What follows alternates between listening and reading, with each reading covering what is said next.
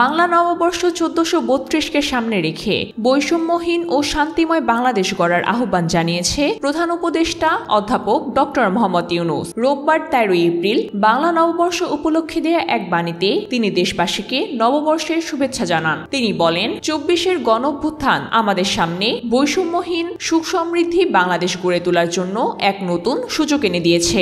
এই নববর্ষে আমাদের অঙ্গীকার হোক বৈষম্যহীন সমাজ নির্মাণ করা। প্রধান উপদেষ্টা আরো বলেন, বিগত বছরের গ্লানি ভুলে আমরা যেন নতুন প্রত্যয়ে এগিয়ে যাই। পহেলা বৈশাখ বাঙালির ঐক্য, সম্প্রীতি ও মহামিলনের প্রতীক। এই দিন ধর্ম বর্ণ নির্বিশেষে সবাইকে একত্রিত করে। তিনি বাংলা সনের উৎপত্তি ও অসাম্প্রদায়িক চেতনার দিকটি তুলে ধরে এ সময় বলেন, সম্রাট আকবরের সময় থেকে ফসলি সন হিসেবেই বাংলা সনের যাত্রা শুরু। আজ তা বাঙালির চিরন্তন উৎসবে পরিণত হয়েছে।